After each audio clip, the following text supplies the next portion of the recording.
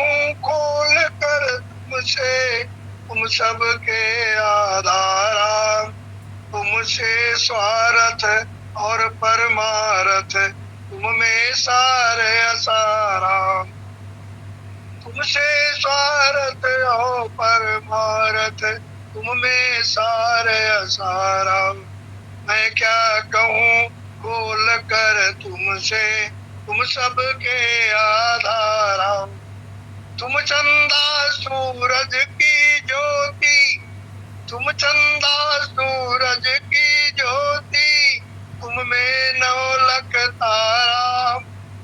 तुम में ज्ञान ध्यान है, तुम में ज्ञान ध्यान है, तुम सबके भंडारा। मैं क्या कहूँ बोल कर तुमसे, तुम सबके आधारा। तुम उत्तम हो तुम मध्यम हो, तुम उत्तम हो तुम मध्यम हो, जैसा करो विचारा। तुम उत्तम हो तुम मध्यम हो, जैसा करो विचारा। तुमसे गेह देह सब प्रगटे, तुमसे गेह देह सब प्रगटे, कुल कुटुंब परिवारा। तुमसे गेह देह सब प्रगटे, कुल कुटुंब परिवारा। अपनी लीला आप जो परखो, अपनी लीला आप जो परखो, वेद मिले निज सारा। कल महाराज जी ने बताया था अपने अंदर घुसो, अपने अंदर देखो, तो वही शब्द है। अपनी लीला आप जो परखो, वेद मिले निज सारा। जब लगे और की लीला अटके, जब लगे और की लीला अटके, भटक भटक जग मारा। जब लगे और की लीला अटके, भटक भटक जग मारा। अपनी लीला आप जो परखो, वेद मिले निज सारा। अपने अंतर धसो प्यारे, अपने अंतर धसो प्यारे, अपना रूप पहचानो। अपना अंतर धसो प्यारे, अपना रूप पहचानो। अपनी आप निरख का होना, अपनी आप निरख का होना, यही है उत्तम ज्ञानो। ये 4 लाइनों में ही वो सार है जो महाराज जी ने कल बताया था। अपनी आप निरख का होना, यही है उत्तम ज्ञानो। अपने अंतर दसो प्यारे, अपना रूप पहचानो। आप को आप पहचानो, राधा स्वामी ने समझाया। आप को आप पहचानो, राधा स्वामी ने समझाया।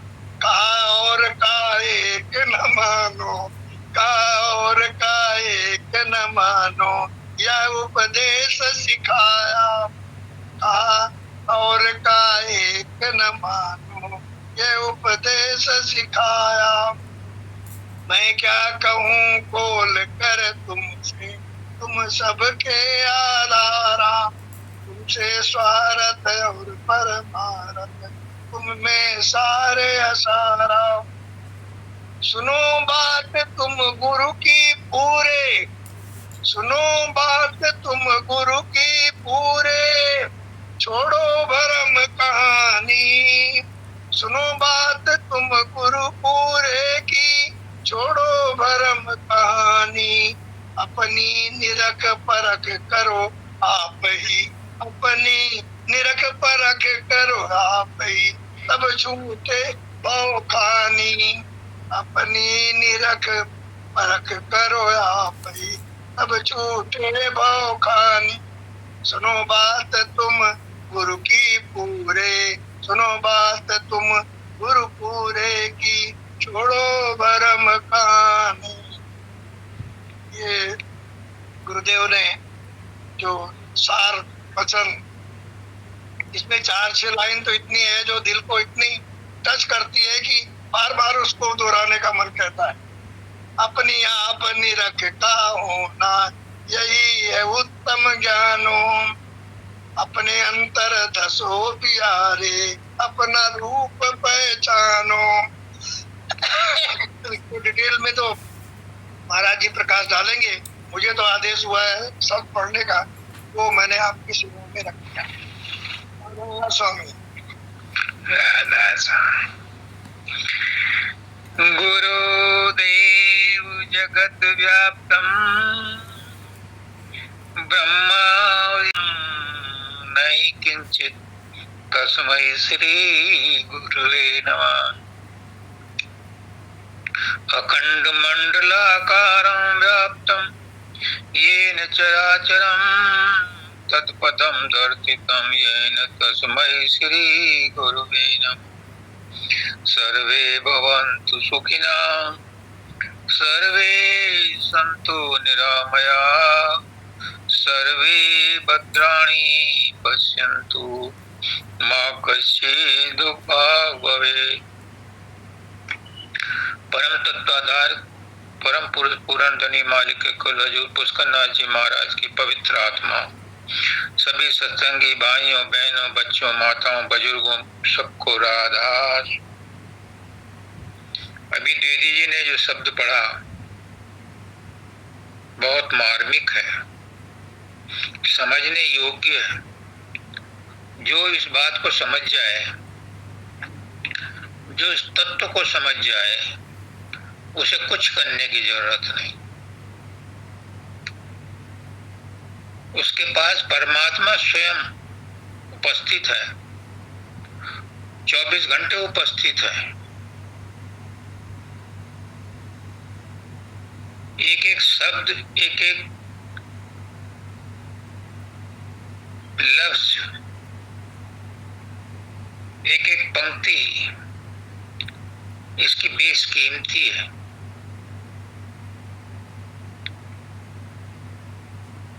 सबसे बड़ी बात यह है कि उस परमात्मा को बाहर ढूंढ रहे हो। क्या साधन है तुम्हारे पास ढूंढने के? बाहर में जिन साधनों से आप परमात्मा को ढूंढ रहे हो, वो साधन तो संसार के हैं, संसार तक ही ले जाएंगे। पहले सवारी होती थी, सांधनी कहते थे, ऊंटनी कहते थे, घोड़ी कहते थे। कोई 100 मील तक की होती थी, 100 कोस की होती थी, कोई 200 कोस की होती थी। लेकिन जो बड़े बड़े राजा महाराजा होते थे उनके पास 300 वाली भी होती थी, 400 वाली भी होती थी। जो लुटेरे होते थे उनके पास 500 वाली भी होती थी। 500 कोस चल करके थकती थी वो, नहीं तो 100 कोस चल करके थक जाती थी। तो जिन साधनों से, जिन इंद्रियों से, जिन माध्यमों से हम संसार की बाहर में खोज कर रहे हैं, वो तो संसार की हैं, संसार की सीमा में ही रहेंगी। वो संसार से परे नहीं ले जा सकती और परमात्मा इनसे परे है।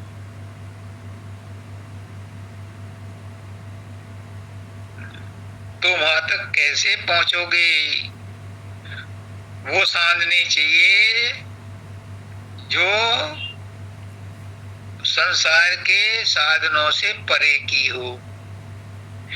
अब आई बात अंतर में घुसने की, तो अंतर में जो भी साधन हैं, जो माध्यम हैं, उन पर भी विचार करो आज खुले तौर से। अंदर में क्या है? मन चतुष्ट है, मन बुद्धि चित्त अहंकार। ये किसके हैं? ये भी संसार के हैं। ब्रह्मांडी मन के कंट्रोल में है। और ब्रह्मांडी मन कहाँ में है? वो भी संसार का ही हिस्सा है, ये भी आपको परमात्मा तक नहीं ले जाएंगे। मदद करेंगे, बॉर्डर तक छोड़ के आएंगे, लेकिन परमात्मा की किंगडम में प्रवेश नहीं करेंगे, क्योंकि ये संसार के संबंध रखे हुए हैं। जो संसार से संबंध रखता है वो संसार तक ही उसकी पहुंच है।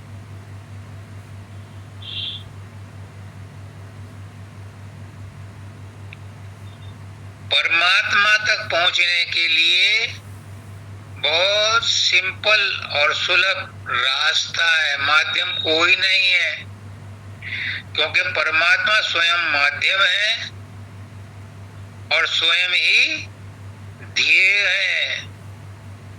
साधन भी वही है और ध्येय भी परमात्मा ही है। जो गुरु बताता है,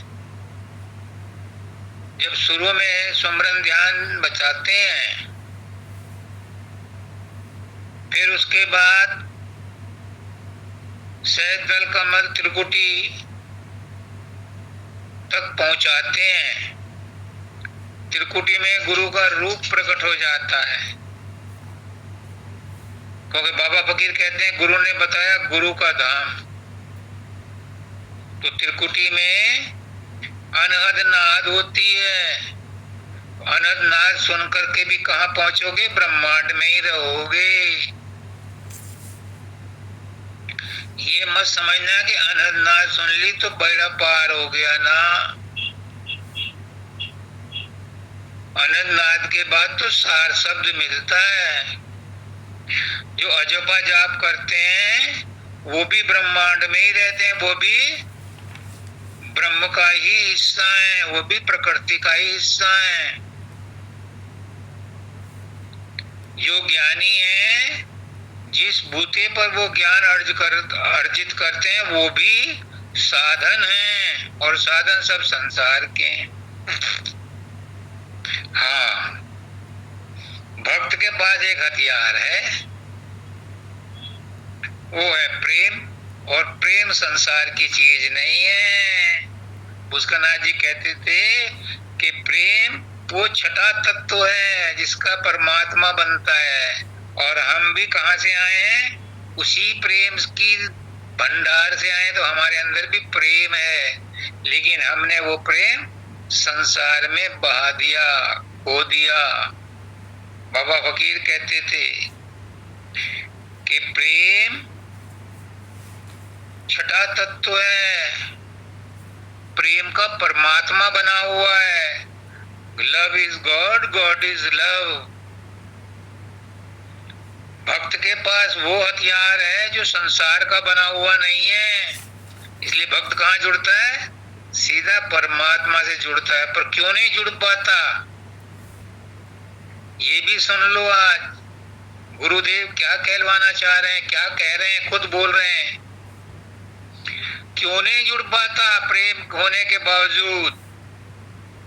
क्योंकि वो प्रेम भी प्योर नहीं रहा, उसमें भी मोह और आसक्ति आ गई। वो प्रेम भी संसार की वस्तुओं को प्राप्त करने के लिए ही कर रहा है। गुरु से प्रेम भी इसीलिए कर रहा है कि कुछ मिल जाए। जो सच्चा प्रेमी है उसे कुछ नहीं चाहिए, वो तो कहता है जो है ले ले, सब कुछ ले ले मुझसे। और इसीलिए कृष्ण भगवान कहते हैं गीता में कि जिसको मैं कुछ देना चाहता हूँ, जिसको मैं अपने आप को देना चाहता हूँ, उससे संसार की सारी चीजें छीन लेता हूँ, ताकि उसका संसार से भरोसा ही उठ जाए,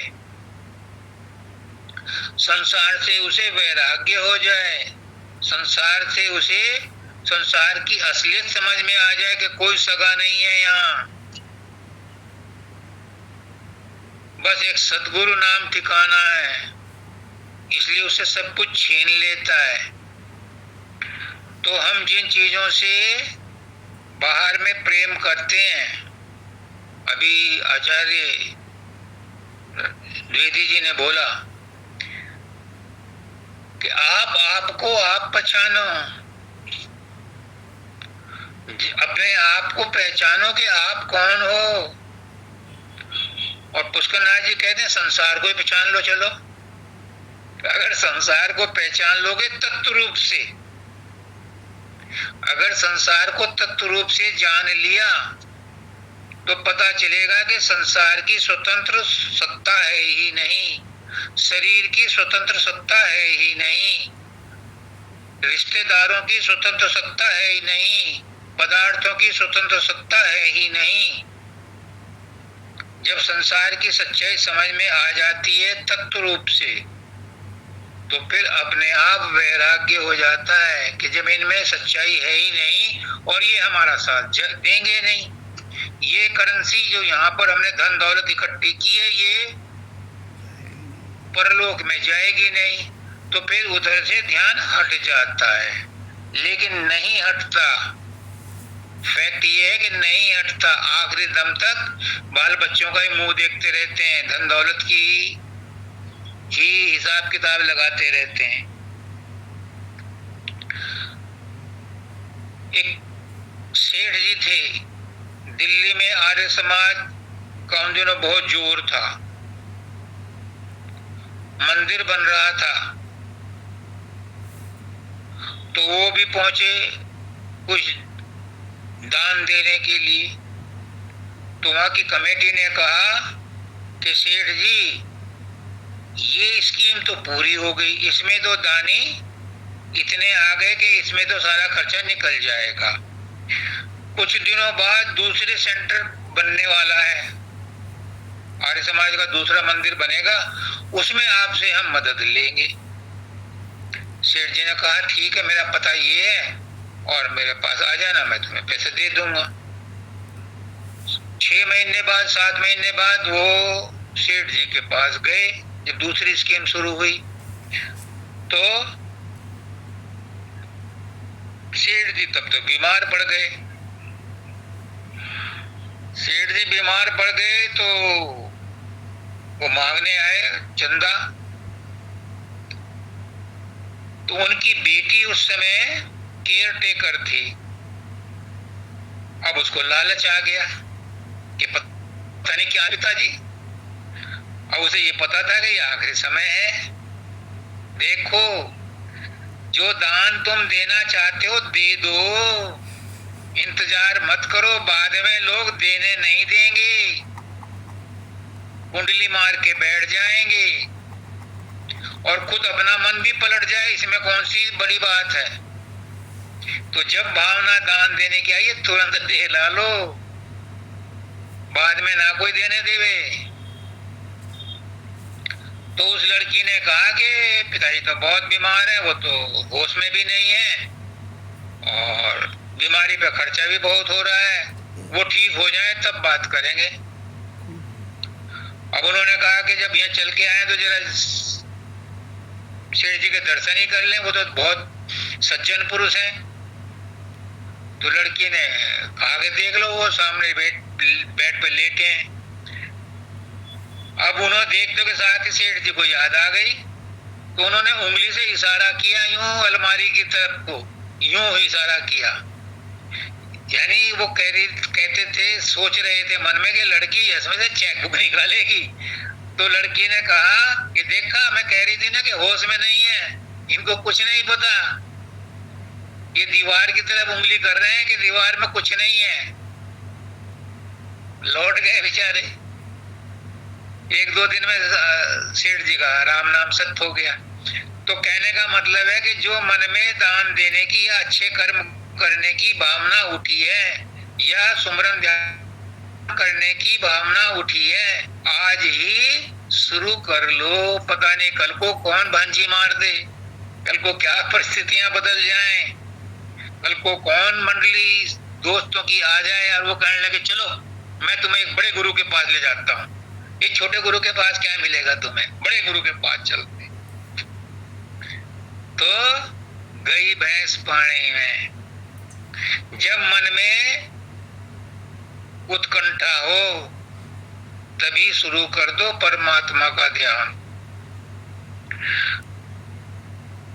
तो यहाँ पर आया है कि अपने अंदर घुसो, परमात्मा मिलेगा अपने अंदर में, बाहर में नहीं मिलेगा। और अंदर में भी कैसे मिलेगा ये गुरु बताएगा। मन के भरोसे न रहियो, अजपा जाप के भरोसे न रहियो।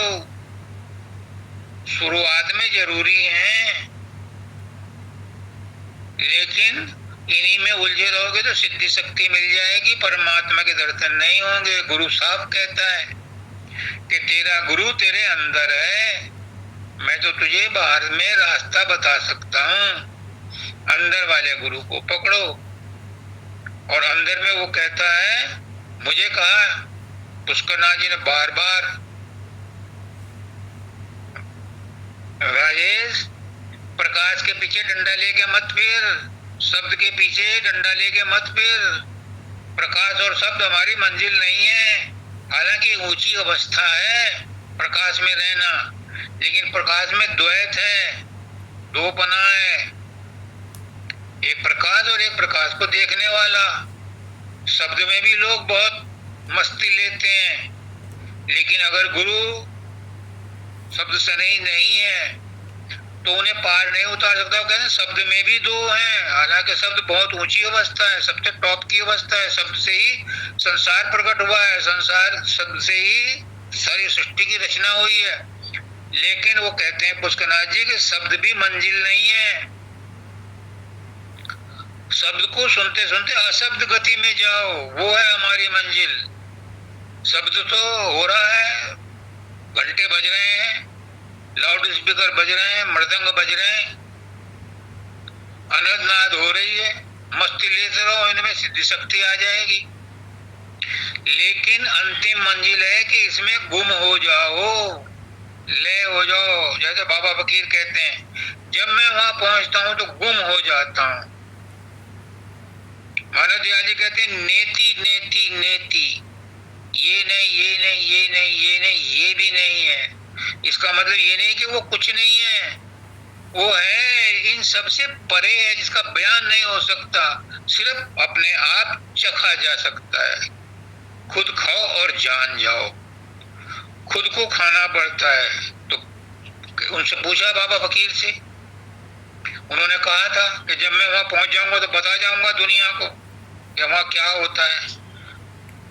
जब उन्होंने सत्संग में कहा कि मैं वहां पहुंचा तो गुम हो जाता हूँ, उन्होंने बताओ कैसे जाते हो, क्या देखा है वहां?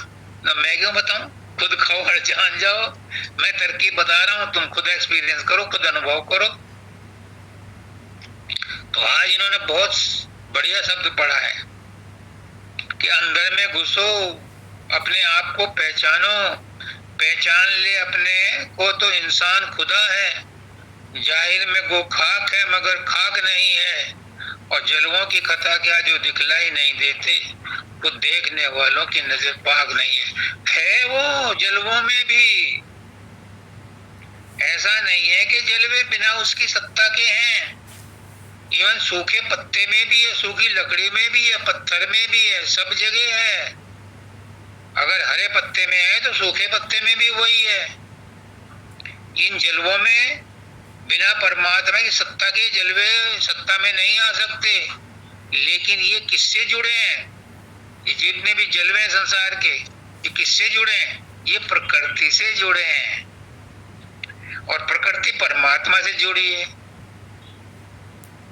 प्रकृति परमात्मा पर निर्भर है, आधारित है। परमात्मा प्रकृति पर आधारित नहीं है। तो ये संसार परमात्मा पर आधारित है, गुरु पर आधारित है, गुरु इन पर आधारित नहीं है। इसलिए गुरु की स्वतंत्र सत्ता है, प्रकृति की स्वतंत्र सत्ता नहीं है। इस पर विश्वास करोगे, इसकी पूजा करोगे तो वहीं तक पहुंचोगे जहां इनकी हद है, जहां तक कि इनकी स्पीड की लिमिट है, वहीं तक पहुंचा पाएंगे ये। बहुत से देवी देवताओं की पूजा करते हैं तो वो देवी देवताओं के पास तक ही पहुंचते हैं। और कृष्ण भगवान कहते हैं कि देवी देवता जिसे भी आशीर्वाद देते हैं, जिसे वरदान देते हैं, मेरी ही शक्ति से देते हैं। पर जिसका जिसमें विश्वास होता है, मैं उसी विश्वास को दृढ़ करता हूं। और अगर मेरी कोई पूजा करेगा तो मैं उसे अपना धुरपद धाम दूंगा जहां से कोई वापस नहीं लौटता, परमम धाम। बाबा फकीर कि पहली बार जब सबसे पहले आए थे हम, तो परमात्मा ने कहा था मैं एक से अनेक हो जाऊं, तो उसकी मर्जी से आए थे। लेकिन उसके बाद अरबों खरबों चतुर्युगी बीत गई, कितने ही प्रलय और महाप्रलय बीत गए। सृष्टि का कोई पता नहीं कब से चल रही है। अगर कोई काउंट करता है तो प्रलय महाप्रलय के बाद की तारीख से काउंट करते हैं। ओरिजिनल किसी को नहीं पता, न चल सकता। तो वो कहते हैं कि उस समय जब आए थे उसकी मर्जी से आए थे, उसने कहा मैं एक से अनेक हो जाऊं, अनेक रूपों में प्रकट हो गया। उसके बाद कौन आता है, किसकी मर्जी से आते हो? वो तो चाहता है बुलाना, बार बार गुरु भेजता है कि मेरे अंशों को ले आओ। विष्णु ने भी भेजा था, नारद को जा ले आ, जितनों को तो ले आएगा उनको वैकुंठ धाम दे दूंगा। कोई भी ना गया। गुरु भी आता है, मत्था पीट करके चला जाता है।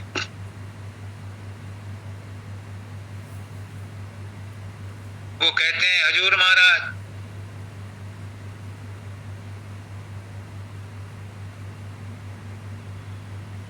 दाता दयाल कहते हैं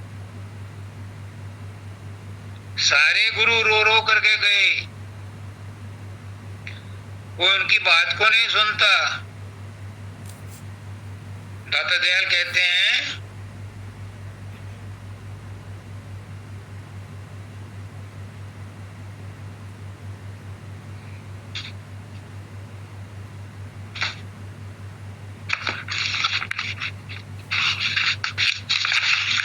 सुनते नहीं है दुनिया के गाफिल मेरा कलाम, बेदार हो के कहता हूं ताबीर ख्वाब की। अगर सुनते होते तो वो इतनी बात क्यों कहते? बाबा फकीर कहते हैं कि कोई नहीं सुनता गुरु की बात को। और हजूर महाराज क्या कहते हैं, जिन्होंने राधा स्वामी मत चलाया, वो कहते हैं कि गुरु चेला व्यवहार जगत में झूठा बरत रहा। अब बताइए, अगर गुरु की बात को कोई मानता तो वो ये क्यों लिखते? पुष्करनाथ जी भी कहते हैं और स्वामी जी महाराज कह गए क्या कि गुरु तो आता है, बेदाग होता है, कोई कर्म नहीं होता, बंधन मुक्त होता है, लेकिन बंधन में बंध करके आता है बंधुओं को छुड़ाने के लिए,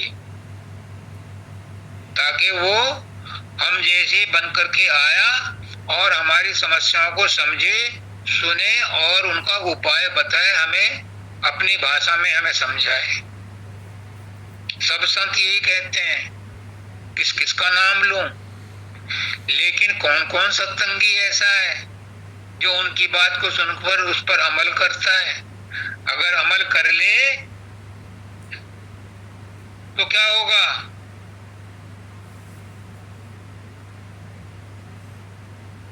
जिन्होंने गुरु पर विश्वास किया, श्रद्धा की, गुरु का कहना माना, उनका काम बन गया। बताओ कितनी सस्ती दवा है, कितना सस्ता उपाय है, कुछ नहीं करना पड़ता। गुरु को कोई धन दौलत नहीं चाहिए, मान सम्मान नहीं चाहिए। गुरु नहीं भूखा तेरे धन का, उस पर धन है नाम रतन का। पर तेरा उपकार करावे, भूखे प्यासों को दिलवाए। गुरु भक्ति मुश्किल है और नाम भक्ति तो उससे भी ज्यादा मुश्किल है। गुरु भक्ति वही सूरमा कर सकता है जिसने बूंद सिंधु का झगड़ा मन में, उनके लिए अनेक हुए। राधा स्वामी सदगुरु आए, भेद दिया पूरा पूरा। जो कोई भेदभाव को मेटे, सदगुरु का सेवक सूरा। जो भेदभाव के मिटता है वो सदगुरु का सेवक होता है। वो फिर गुरु भक्ति करने के बाद, गुरु का सहारा लेने के बाद, गुरु की ताकत लेने के बाद नाम भक्ति पर चढ़ता है। और जब नाम भक्ति पर चढ़ता है तो वो वही हो जाता है जो गुरु है, जो परमात्मा है, जो वो स्वयं है, अपने स्वरूप में स्थित हो जाता है, अपने स्वरूप का पता चल जाता है। तो नहीं आपसे आए हम प्यारे और आपसे हम जाते भी नहीं।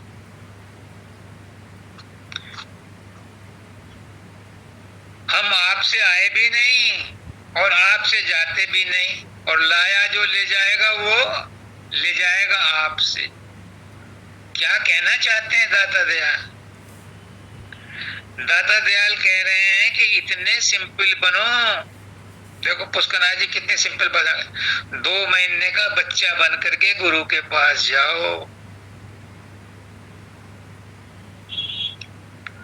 तो बच्चे की देखभाल माँ करती है। बच्चे को क्या चाहिए माँ को पता होता है। लेकिन जो चतुर सयाने हैं, चतुर चालाक हैं, वो गुरु के पास जाकर के भी गुरु से ले नहीं पाते, क्योंकि उन्हें अपने ज्ञान का अहंकार होता है, उन्हें अपने आप का अहंकार होता है। वो अपने आप को दीन बना ही नहीं पाते, ले ही नहीं पाते। और क्या कहूं, बाबा फकीर कहते थे कि मैं जो हीरे मोती बखेर रहा हूं तुम उसके काबिल ही नहीं हो, लेकिन फिर भी बखेर रहा हूं कि आने वाले संतान, आने वाला समय में कोई ऐसा जिज्ञासु होगा जो इनसे फायदा उठा लेगा, क्योंकि सब के सब अहंकारी हैं। जब बाबा फकीर ने मानव दयाल जी को अपना जानसी बनाया तो उनके जो फॉलोवर थे उन्होंने एक्सेप्ट ही नहीं किया मानव दयाल जी को। कहाँ मानेंगे गुरु की बात को?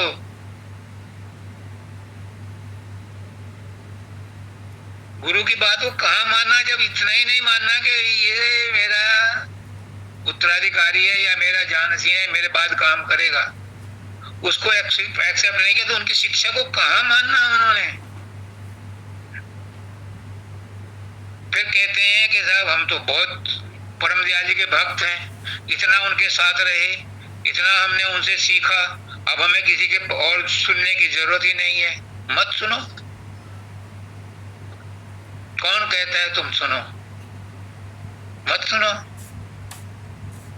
अब रवि पंडित जी हैं, बाबा सत्यानंद जी ने उन्हें सदगुरु वक्त बनाया, मत, कोई नहीं जाना चाहता, मत जाओ उनके पास, उनका क्या बिगड़ता है?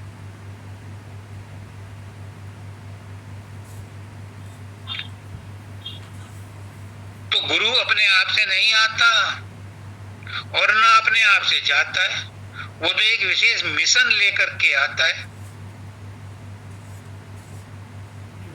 और उस मिशन को पूरा करके जब उसे हुक्म होता है वो चला जाता है, ना कहीं से आता है ना जाता है, जैसा होता है वैसा ही बन करके फिर चला जाता है। जो कर्म धर्म वो करता है अपने मैनिफेस्टेशन के टाइम में, उनका हिसाब किताब चुकता करके एज इट इज चला जाता है।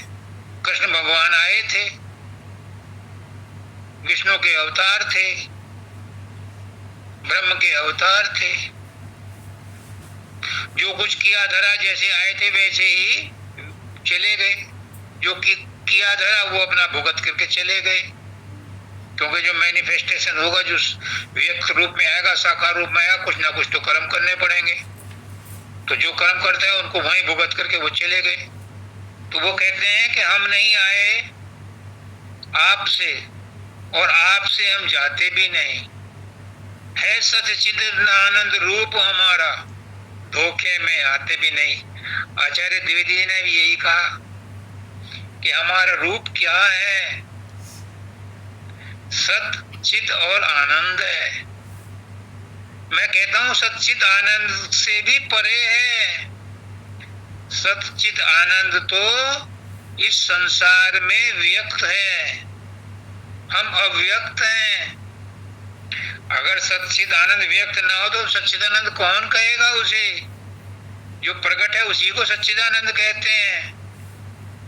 और हम अव्यक्त हैं, परमात्मा अव्यक्त है, लेकिन जब व्यक्त होकर के आता है तो वो हम उसके मैनिफेस्टेशन बन जाते हैं। हम ही उसे परमात्मा कहते हैं तो परमात्मा कहलाता है, वरना कौन के उसको क्या कहे? पुष्करनाथ जी कहते थे तुम ही मुझे गुरु कहते हो। परम दयाल जी ने कहा कि जब मुझे नाम दिया था मैं पहला ही व्यक्ति था, दाता दयाल ने जिसे नाम दिया था, मैंने ही उन्हें गुरु बनाया। बेटा जब होता है तभी बाप बनता है, आदमी तो पहले से ही है। बाप तो तब बना जब बेटा हुआ उसके, तो गुरु तो तब बनता है जब उन्हें चेला बना दिया। इसीलिए कहते हैं पहले दाता शिष्य भया, तन मन अर्पाशीष, और पाछे दाता गुरु भया, जिन नाम दिया बख्शीश।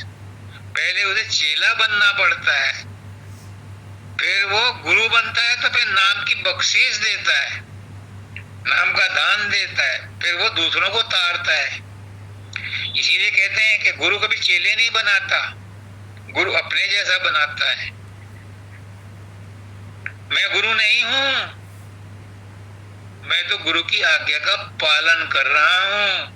जो छोटी सी उन्होंने आज्ञा दे दी थी कि किसी को कोई समस्या हो, प्रश्न हो तो राजेश से पूछ ले, तो राजेश तो बंध गया, जड़ खरीद गुलाम हो गया उनकी आज्ञा का पालन करने के लिए। इसलिए मुझे ना गम है ना खुशी है, मैं हर हालत में खुश हूं, क्योंकि मैं गुरु की आज्ञा का पालन कर रहा हूं। मैं ये नहीं कहता कि मैं उनकी आज्ञा का पालन करते हुए परेशान हूं, नहीं। फिर मैं गुरु कहाँ हूं? मैं गुरु का दास कहाँ हुआ? मैं तो हर हालत में, हर मुसीबत में, हर परिस्थिति में, हर बात में उनका डंका बजाता हूं, क्योंकि उन्होंने हुक्म दिया है। मैं तो कोशिश कर रहा हूं गुरुमुख बनने की। मैं गुरुमुख भी नहीं हूं, गुरुमुख तो खुद वो थे अपने शब्दानंद जी महाराज। गुरुमुख तो मेरी नजर में अभी केदारनाथ जी हैं।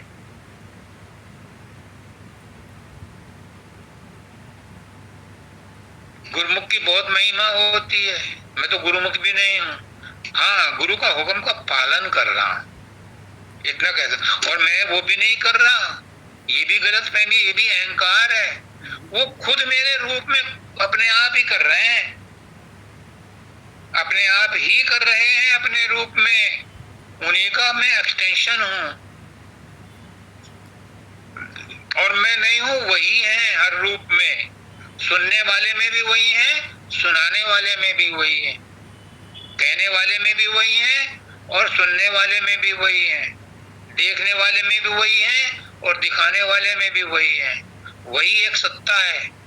तो आगे कहते हैं धोखे में हम आते नहीं।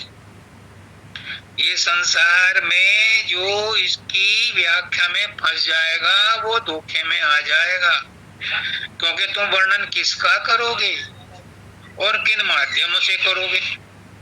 जिन माध्यमों को इस्तेमाल करोगे, जिन माध्यमों को मैं इस्तेमाल कर रहा हूँ वो संसार के हैं, तो मैं संसार में ही हूँ। मैं संसार से परे की बात नहीं कर सकता। हाँ, मेरे अंदर गुरु बैठा है, वो जो कई बात ऐसी कहलवा देता है कि जो अनकही है, जिनको नहीं कहा जा सकता वो भी कहलवा देता है। उसकी मर्जी, उसको वो किसी को भी माध्यम बना ले, किनको को माध्यम बनाकर कहलवा सकता है। तो इसमें मेरी कोई बड़ाई नहीं है कि मेरे मुंह से क्या निकल गया और वो उसने क्या कहलवा दिया। ये उनकी मर्जी है, वो जाने। बाबा फकीर ने कई बार कहा है, मैंने उन सत्संगों में पढ़ा कि अगर मेरे मुंह से कुछ गलत बात निकल जाए, या तो दाता दयाल जिम्मेदार है या बाबा सामन सिंह जी जिम्मेदार है। क्यों? मुझे उन्होंने आज्ञा दी थी कुछ कहने की। और मेरे पुष्करनाथ जी ने क्या किया, राजेश जो कहेगा वो सच कहेगा, झूठ नहीं कह सकता। महाराज दयाल जी ने भी लिख कर मुझे दिया, शब्दानंद जी ने भी लिख के दिया। कि संत राजेश जो कह देगा वो गलत नहीं होगा। पर वो कौन सा राजेश है मुझे नहीं पता, मैं ढूंढ रहा हूं उस राजेश को, नहीं मिलता मुझे वो। अपने आप को ढूंढो तो मिल जाए शायद। तुम मेरे अंदर राजेश ढूंढना चाहो तो मिल जाए शायद, नहीं ढूंढोगे तो कुछ नहीं मिलेगा। ऑर्डिनरी है, 8 मास का जैसे आप हो वैसे ये भी है, कोई विशेषता नहीं है। अगर विशेषता देखना चाहोगे तो मिल जाएगी, पर वो तब मिलेगी जब अपने अंदर देख लोगे। क्योंकि जब तक हम अपने आप को नहीं पहचानते हम दूसरों को नहीं जान सकते। सबके अंदर वही है, लेकिन सबके अंदर वही देख सकता है जिसने पहले अपने आप को अपने अंदर देख लिया। आगे कहते हैं ये गुण कर्म स्वभाव ज्ञान ये सारे के सारे संसार से ही संबंधित हैं। ये 3 गुण भी संसार से संबंधित हैं, ये त्रिकुटी में ही पैदा होते हैं और इनका प्रभाव उसमें क्या नाम सहदल कमल में प्रत्यक्ष रूप से देखने में मिलता है। कर्म तो तुम जानते ही हो सभी कि कर्म तो होते संसार के हैं, संसार में ही करने पड़ते हैं और संसार के साधनों से ही करने पड़ते हैं और संसार के लिए ही करने पड़ते हैं। चाहे शरीर के लिए करो, शरीर भी संसार है। रहते हैं अपने सहारे सब। अब ये बड़ी गहन बात है, ये बड़ी गहन बात है। अगर इसे पल्ले पड़ गई आज ही तत्वज्ञानी बन जाओगे। रहते हैं अपने सहारे सब। अभी किसके सहारे रह रहे हो? संसार का सहारा पकड़ा हुआ है, अपना सहारा नहीं पकड़ा। और दाता दयाल यहाँ कह रहे हैं रहते हैं अपने सहारे सब। अपना सहारा कौन सा है? अपना सहारा परमात्मा का सहारा है। जब उस परमात्मा के सहारे, और परमात्मा क्या है? परमात्मा और हम, इसमें द्वैत नहीं है। जो परमात्मा है वही हम है, जो हम है वही परमात्मा है। और 2 परमात्मा नहीं है, 10, 20, 1000, लाख, 2 लाख परमात्मा नहीं है। परमात्मा एक ही है। और आत्मा भी आपकी व्यक्तिगत आत्मा नहीं है। आज मेरा गुरु कह रहा है डंके की चोट पर, हम कहते हैं हमारी आत्मा, मेरी आत्मा। मुझे माफ करना, हो सकता है मैं गलत हूं, तोबा तोबा, लेकिन हमारी आत्मा इंडिविजुअल आत्मा है ही नहीं। ये सार्वजनिक है, ये परमात्मा की आत्मा है। परमात्मा ही अनेक रूपों में डिवाइड हुआ है। उसी ने कहा मैं एक से अनेक हो जाऊं, तो हमारी इंडिविजुअल कहां से हो गई? ये तो सार्वजनिक है। और जिसने इसे सार्वजनिक मान लिया बस वो परमात्मा से जुड़ गया। वो परमात्मा हो गया, जुड़ नहीं गया, वो परमात्मा ही हो गया। जिसने आत्मा को भी सार्वजनिक मान लिया, यानी आत्मा को ही परमात्मा मान लिया, तो परमात्मा ही हो गया। दाता दयाल ने कुछ नहीं छोड़ा समझाने में, सब कुछ लिख दिया। एक लाइन में, एक लाइन में उन्होंने सारा गागर में सागर भर दी।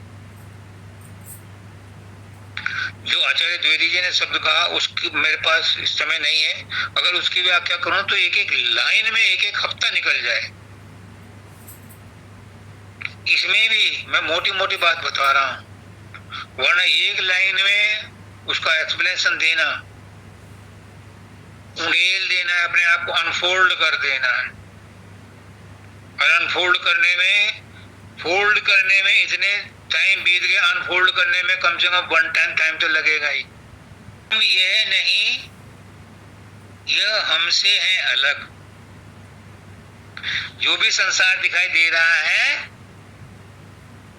इसमें परमात्मा है, इसमें हम हैं, संसार में हम हैं, लेकिन हम इनसे अलग हैं। गीता के अध्याय 9 में चौथा और 5वां श्लोक पढ़ो। सारी गीता में उन्होंने ये कहा है कि एंटायर ऑस्मोस, सारा ब्रह्मांड, कोटि कोटि ब्रह्मांड मेरे अंदर समाये हैं और मैं सब में समाया हूं। लेकिन अध्याय 9 के 4 और 5 श्लोक में उन्होंने कहा ना मैं उनमें हूं ना वो मुझ में है। ये भेद समझ लो उन्होंने क्यों कहा। अब वंदिता कहती है कि मैंने सब कुछ समझ लिया, सबकी सुन ली, पर मेरा गुरु जो कहता है सिंपल भाषा में वही समझ में आता है। अब राम सूदास जी ने इतने सिंपल शब्दों में कहा तो वो मेरी समझ में आ गया और वैसे नहीं समझ आता कि मैं उनमें नहीं हूं। क्यों? अगर मैं उनमें हूंगा तो मैं भी संसार बन जाऊंगा, मेरे अंदर भी वही विकार पैदा हो जाएंगे जो संसार में है। इसलिए मैं उनमें ना हूं, मेरे भरोसा ना रहियो, मैं उनमें ना हूं और वो मुझ में नहीं है। इसका उन्होंने क्या बताया, मुझ में कुछ कमी होगी तो मैं किसी से बारो करूंगा, मुझ में कमी ना आए तो मैं दूसरे लोगों को क्यों ले लूं अपने अंदर, और अगर वो मेरे अंदर आ गए तो वो बुराइयां भी साथ लेके आएंगे। तो उन्होंने कहा इस दृष्टिकोण से उन्होंने कहा कि ना वो मुझ में है ना मैं उनमें हूं। अब मेरी खोपड़ी में बात समझ में आ गई, आपकी समझ में आ गई हो, मैं आपके चरणों में नतमस्तक हूं। मेरी समझ में 15-20 साल बाद आई है। 15-20 साल से मैं गहन, मतलब तमाम जितने मेरे यार दोस्त सबको चिट्ठी लिख करके मैंने पूछा। बड़े बड़े पंडित थे, किसी ने मुझे समझाया नहीं, मेरे गुरु ने ही मुझे समझाया। तब मेरे समझ में आया कि मैं उनमें नहीं हूं। अगर मैं उनमें होता या उनमें चला जाऊं तो मेरे अंदर भी वही विकार पैदा हो जाएंगे, और वो मुझ में नहीं है क्योंकि मेरे अंदर कोई कमी नहीं, तो मुझे दूसरे की इंपोर्ट करने की जरूरत नहीं, और अगर वो मेरे अंदर आ गए तो अपनी बुराइयां साथ लेके आएंगे। इसलिए ना वो मुझ में है ना मैं उनमें हूं, मैं स्वतंत्र सत्ता हूं, वो मेरे पर आधारित हैं, मेरी सत्ता से ही चल रहे हैं। सब जीव मेरी सत्ता से चल रहे हैं, सारा संसार मेरी सत्ता से चल रहा है, पर मेरी सत्ता उस पर डिपेंडेंट नहीं है। वो मुझ पर निर्भर है, मैं उन पर निर्भर नहीं हूं। देखो, इसमें अगर आपने ये समझ लिया तो आज ही आप अजर अमर अविनाशी हो, आज ही आप मुक्त हो। क्या बच गया फिर? जो परमात्मा डंके की चोट पर ये कह रहा है और वही तुम हो, तो फिर तुम वही कह रहे हो, परमात्मा नहीं कह रहे, तुम ही कह रहे हो। तो इसलिए उसमें कहा था, जो द्विवेदी आचार्य द्विवेदी ने का शब्द बड़ा, पहचानो अपने आप को, आप वही हो, वही परमात्मा हो, टुकड़े नहीं हो, परमात्मा के अंश नहीं हो। कहने को कह देते समझाने के लिए, अंश होता टुकड़ा, टुकड़े नहीं है हम, वो बटा नहीं है। पूर्णमिदम पूर्णात् पूर्णमुदच्यते, वो भी पूर्ण है, ये संसार भी पूर्ण है, पूर्ण से ही संसार पूर्ण ही निकला है। लेकिन उसके बाद निकलने के बाद भी पूर्ण से पूर्णमादाय पूर्णमेवावशिष्यते, वो फिर भी पूर्ण ही है। पूर्ण निकलने के बाद भी पूर्ण ही है, बच्चा होने के बाद भी स्त्री पूर्ण है, उसमें कोई कमी नहीं आई। ऐसे ही परमात्मा के हम जितने भी आत्माएं हैं, जीव हैं, जीव कब बनता ही आत्मा? कई बार मैंने बताया जीव तब कहलाता है जब वो शरीर में आ जाता है। जब तक शरीर में नहीं आता, जब तक ब्रह्मांड में नहीं आता, वो सूरत कहलाती है। ब्रह्मांड से ऊपर सूरत है। जब ब्रह्मांड में आ गई वो आत्मा कहलाई, क्योंकि उस पर ब्रह्मांड की झीनी निर्मल माया का असर पड़ गया। सतलोक में माया नहीं है, ब्रह्मलोक में माया निर्मल माया है, वो परेशान नहीं करती। इसीलिए कृष्ण भगवान कहते हैं माया मुझे परेशान नहीं करती, और जो मेरी शरण में आ जाता है उसे भी माया परेशान नहीं करती। लेकिन जो पिंड देश में आता है उसको माया परेशान करती है, क्योंकि वो संसार से जुड़ जाता है, प्रकृति से जुड़ जाता है, और प्रकृति खुद माया का हिस्सा है। इसलिए उस पर डबल माया का असर पड़ता है जीव पर। वो जीव तभी कहलाता है जब वो शरीर में प्रवेश करता है या उसके संपर्क में आता है, सानिध्य में आता है। उस पर डबल माया का असर पड़ता है, एक ब्रह्म की माया का और एक जीव की अपनी माया का। इसलिए वो फंसा रहता है, वो पागल रहता है, उसे पता ही नहीं चलता कि मैं कौन हूं। ये बड़ा गूढ़ शब्द है, इसमें दोबारा फिर कभी कभी विचार करेंगे।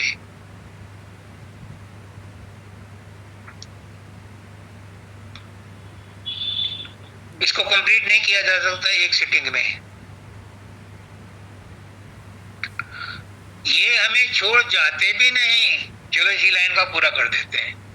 ये दो वो बन गए, ये हमसे, हम ये नहीं, ये हमसे हैं अलग। हम प्रकृति नहीं है, प्रकृति हमसे अलग है, लेकिन ये हमें छोड़ के भी नहीं जाती। वहीं तक आज क्लोज कर दूं। ये हमें छोड़ के भी नहीं जाती।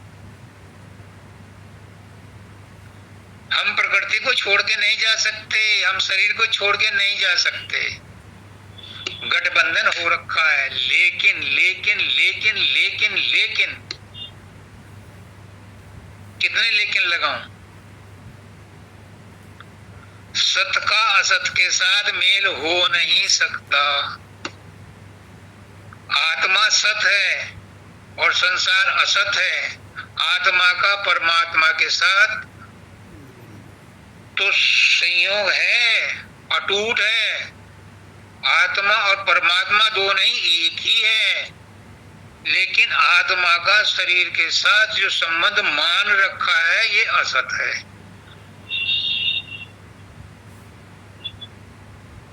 ये असत है, छोड़ के इसने नहीं जाना।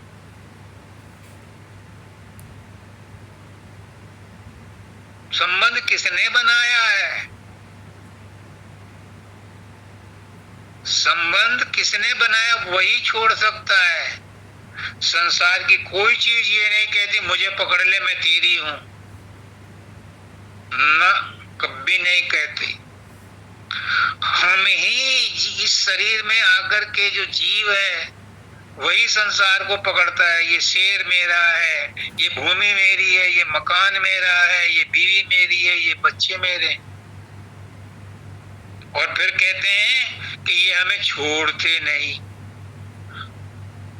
कंबल तो हमने ओढ़ रखा है और हम कहते हैं कंबल हमें छोड़ता नहीं। कैसी विडंबना है।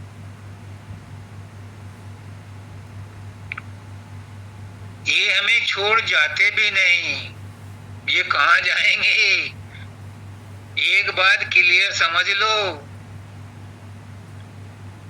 प्रकृति और पुरुष, प्रकृति है संसार और पुरुष है परमात्मा, दोनों अनादि हैं। अनंत काल से इनकी सत्ता है और साथ साथ रहते हैं, लेकिन मिलाप नहीं हुआ आज तक कभी भी। साथ साथ रहते हैं पर मिलाप नहीं हुआ। आत्मा और शरीर का भी आप सोचते हो कि मिलाप हो रखा है, मैं नहीं समझता। साथ साथ रहते हैं पर आत्मा शरीर के साथ मेल कर नहीं सकती, मिल नहीं सकती, लय नहीं हो सकती। अगर लय होगी तो आत्मा परमात्मा में लय होगी और शरीर प्रकृति में लय होगा। चाहे उसे जला दो, चाहे उसे कब्र में दफन कर दो, पांच तत्व में मिलेंगे, क्योंकि वो प्रकृति का हिस्सा है। तो समय हो गया है और शब्द की व्याख्या पूरी नहीं हुई है, कोई बात नहीं, मालिक की मौज, जब चाहेगा तब करा लेगा।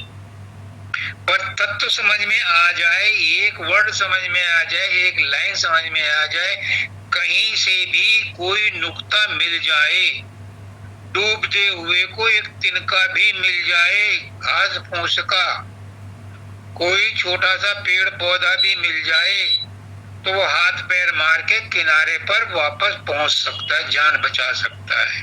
इस व्याख्या में अगर किसी को कुछ मिल गया हो तो मैं उसके प्रति नतमस्तक हूं कि मेरे गुरु की जो मेहनत है उसके काम आ गई। सबको राधा स्वामी।